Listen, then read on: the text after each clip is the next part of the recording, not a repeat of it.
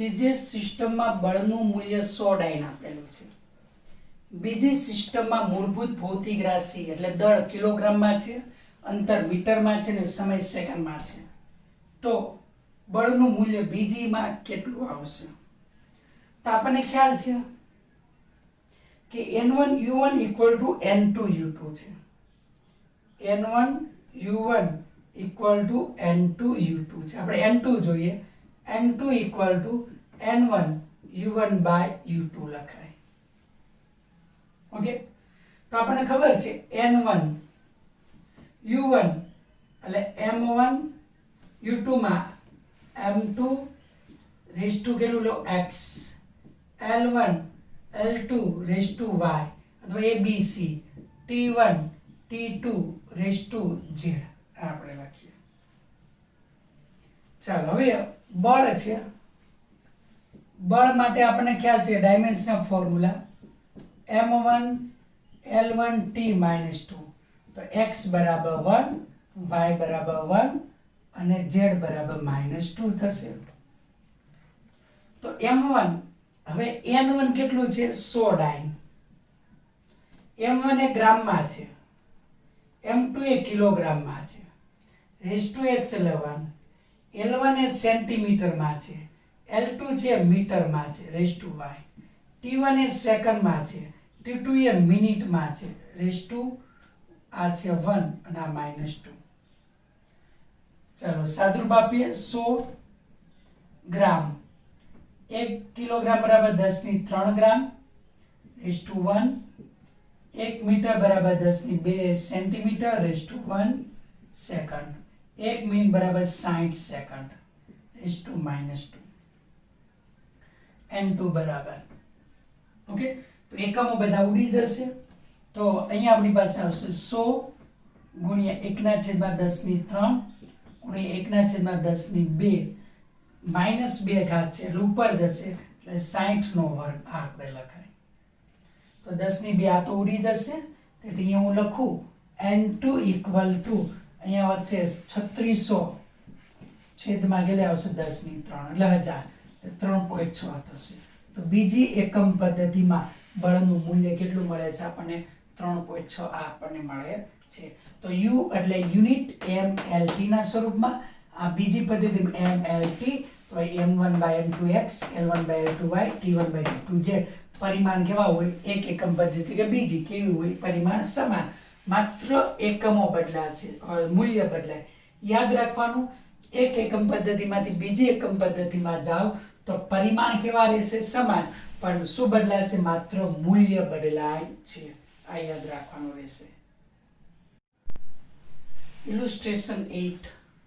Young મોડ્યુલસનું સૂત્ર આપ્યું છે. યંગ મોડ્યુલસ y બરાબર F/A L/Δ/L. જ્યાં L લંબાઈ છે, Δ/L લંબાઈમાં ફેરફાર, એ આડછેદનું ક્ષેત્રફળ, F પુનઃસ્થાપક બળ. તો યંગ મોડ્યુલસનો એકમ CGS માંથી MKS માં ફેરવીએ ત્યારે રૂપાંતરણ ઘટક આપણે શોધવાનો છે. જોઈએ એટલે કિંમતનો ફેરફારનો ગુણોત્તર, એટલે કિંમત જે મળે છે એનો ગુણોત્તર. તો આપણે અહીંયા લઈએ તો y નો એકમ આપણે MKS માં લખીએ તો ન્યૂટન પર મીટર સ્ક્વેર. મીટર મીટર જતા રહે, આ મીટર હોય લંબાઈ, આ લંબાઈમાં ફેરફાર મીટર મીટર મીટર જતા રહે. તો ન્યૂટન પર મીટર સ્ક્વેર આ MKS છે.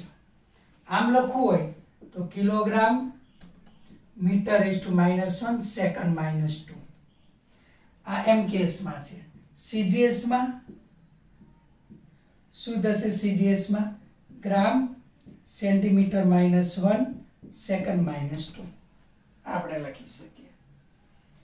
તો લઈએ, આપણને ખ્યાલ છે કે N1U1 equal to N2U2. Dimensional formula લખો તો આનો ઉપરથી લખી શકો M1 L-1 T-2. સિમ્પલ. તો આપણે જોઈએ છે એકમાંથી બીજામાં કન્વર્ટ કરો છો N2/N1 એટલે હું અહીંયા લઉં છું U1/U2. અને નીચે લેવા અને આ તરફ લેવા. U1 એટલે M1/U2 એટલે M2 raised to X, L1/L2 raised to Y, T1 by T2 raised to z. તો x બરાબર અહીંયા 1 લખાય, y બરાબર -1, z બરાબર -2. તો m1 એ શામાં છે? ગ્રામમાં, આ છે કિલોગ્રામમાં, x ઘાત એટલે 1, L1 છે centimetre, L2 A metre rays to -1, T1 A second છે અને આ પણ ઓલસો સેકન્ડ છે રેઝ ટુ -2. therefore જોઈ શકો છો કે ગ્રામ કિલોગ્રામમાં કન્વર્ટ કરો 10⁻³ ગ્રામ, આ સેન્ટીમીટર મીટર તો 10⁻² સેન્ટીમીટર. સેકન્ડમાં કે ફેર નહીં પડે એટલે નથી લખતો, ઉડી જશે. તેથી 1/10⁻³ ઇન્ટુ છેદનો છેદ અંશમાં જશે એટલે 10⁻² આપણને મળશે. 2 ઇન્ટુ માઇનસ એટલે -2 ઉપર જાય એટલે +2. તેથી n2/n1 આવશે 10⁻² છેદમાં 10⁻³ 1/10 આવે. તેથી n2/n1 એટલે 0.1 આવશે.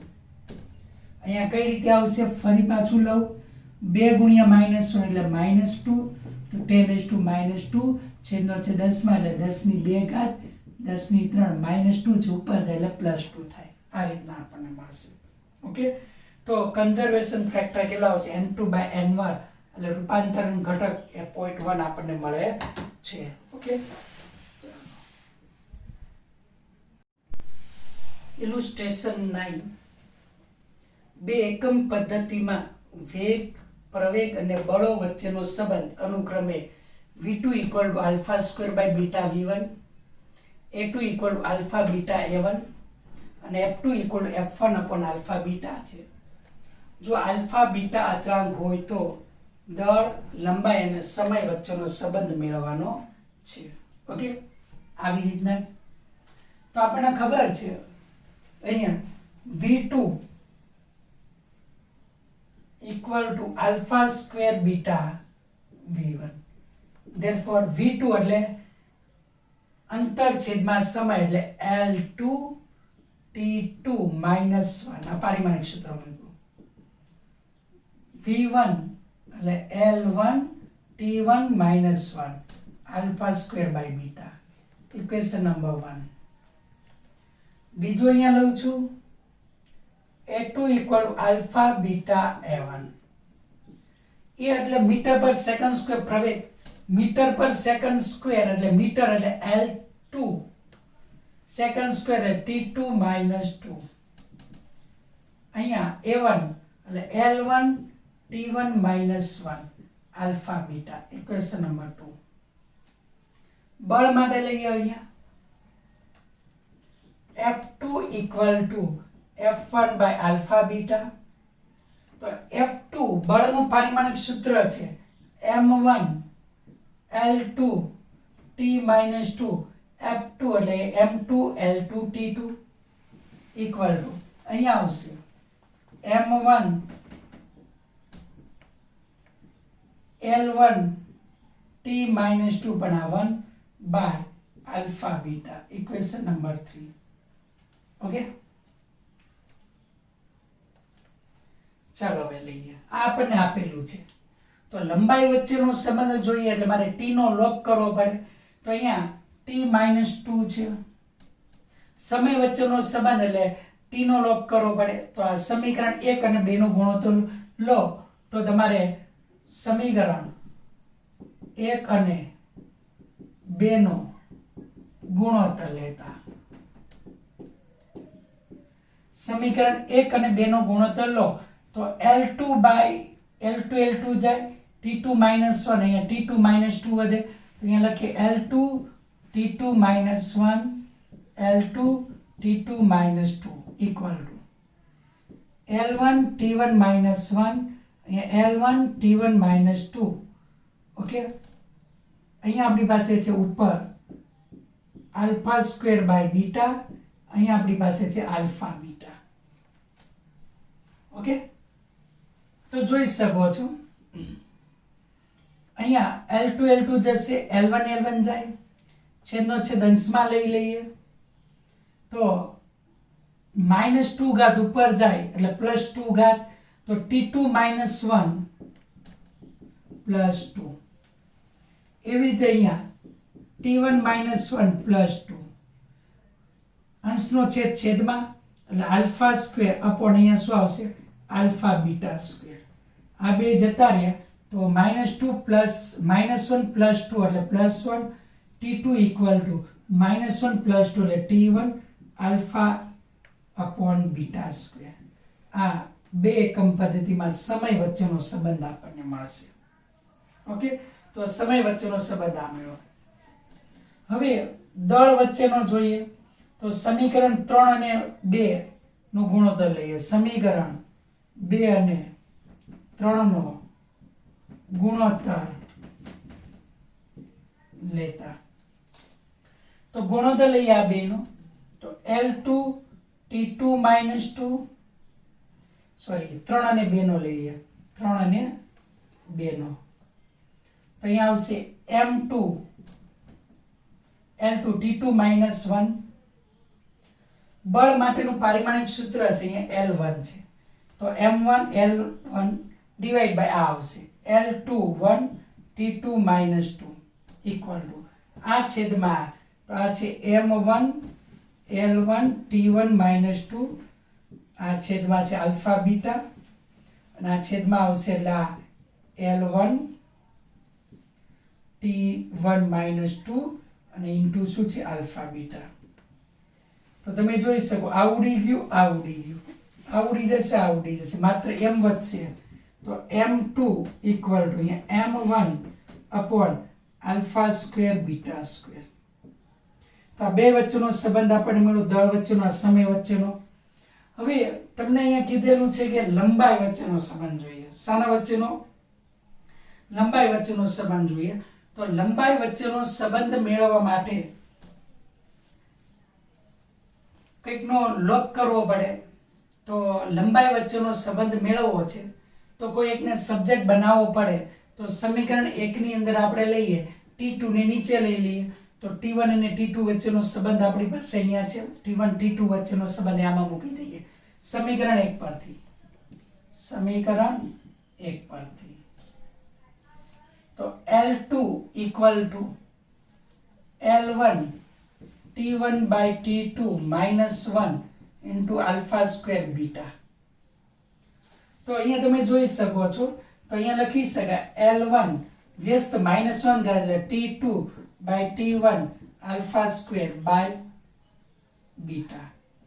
આ કિંમત છે એ અહીંયા મૂકી દઉં તો તમને અહીંયા મળે L1 T2 / T1 એટલે alpha by beta square, alpha square by beta હતું. તો અહીંયા તમે જોઈ શકો છો કે L2 = L1 alpha cube upon beta cube મળશે. L2 = L1 alpha cube upon beta cube. ફરી પાછું રિપીટ કરીએ. જોઈ શકો છો V2 એટલે ઝડપ L1 t - 1 એટલે 2 છે એટલે L2 t2 - 1. V1 એટલે L1 t1 - 1 ઇક્વેશન 1. A2 એટલે પ્રવેગ મીટર પર સેકન્ડ સ્ક્વેર એટલે L1 t - 2 એટલે L2 t2 - 2 L1 t1 - 2 into alpha beta equation 2. બળ માટે M1 L1 t - 2 તો M1 એટલે અહીંયા 2 2 2 અને આ બાજુએ 1 1 1 by alpha beta ઇક્વેશન 3. હવે આ બેનો ગુણોત્તર લો એટલે લંબાઈ જતી રહેશે, સમય અહીંયા 2 છે, અહીં 1 છે એટલે સમય વધે. બેનો ગુણોત્તર મેં લીધો તો તમે જોઈ શકો L2 L2 ગયા, L1 L1 ગયા, આ -2 ઉપર જાય એટલે +2, -2 ઉપર ગયા એટલે +2. અંશનો છે છેદમાં એટલે બીટા સ્ક્વેર, એક એક આલ્ફા ગયા તો આલ્ફા upon બીટા સ્ક્વેર. હવે 3 અને 2 નો ગુણોત્તર લઈએ તો 3 અને 2 નો ગુણોત્તર લો તો આના છેદમાં તો L2 T2 -2 બે ઉડી જશે. તો જો L2 T2 - 2 L2 T2 - 2 આ બે ઉડી ગયા, L1 T2 T1 - 2 L1 T1 બે ઉડી ગયા. અહીંયા વધે છે M2, અહીંયા વધે છે M1 alpha beta into alpha beta, alpha square beta square M2 = M1 by alpha square beta square આવે. હવે આ સમીકરણ 1 ની અંદર T2 ને મેં નીચે લીધા તો L2 equal L1 T1 by T2 -1 alpha square beta. તો હવે વ્યસ્ત કરી નાખો એટલે +1 ઘાત T2 by T1 alpha square beta. તો T2 બાય T1 આ કિંમત આપણે અહીંયા મૂકી દીધી તો આલ્ફા સ્ક્વેર બીટા એટલે alpha cube beta cube L2 equal L1 alpha cube beta cube આ આપણને મળે છે. ઓકે,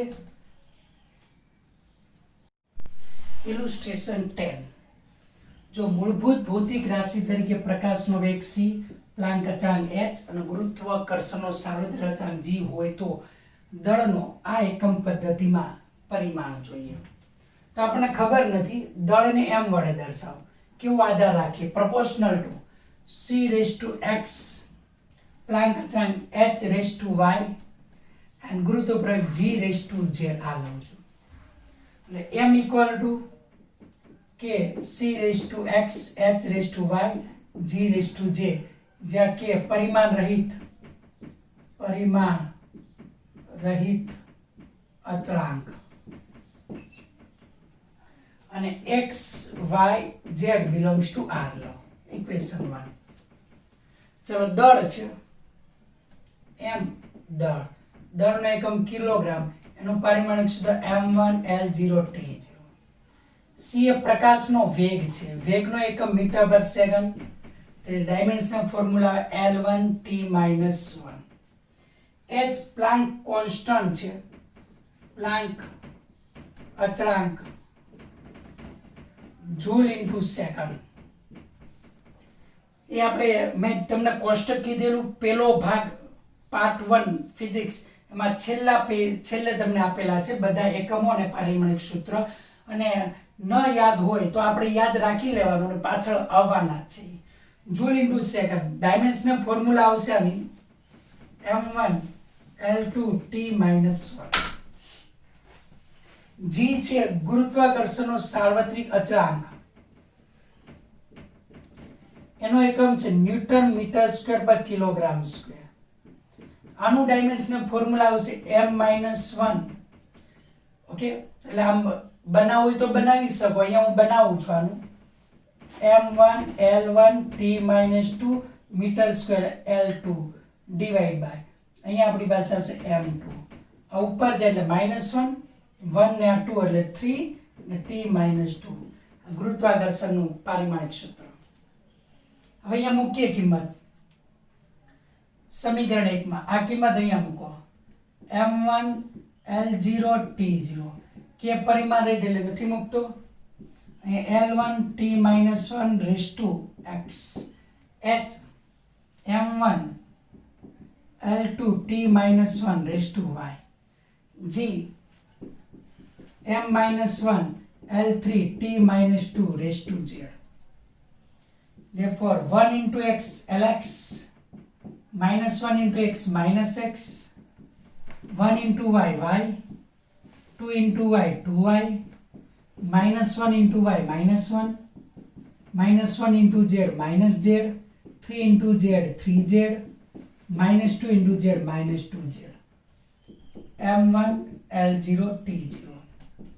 આધાર સરખો ઘાતાંકનો સરવાળો m raise to y minus z, m raise to y minus z. Okay, આપણે લખી શકીએ. l માટે લઈએ x 2y અને 3z, x plus 2y plus 3z. t માટે -x -y -x -y -2z.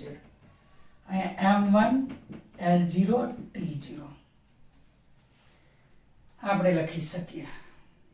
Okay, હવે આગળ લઈએ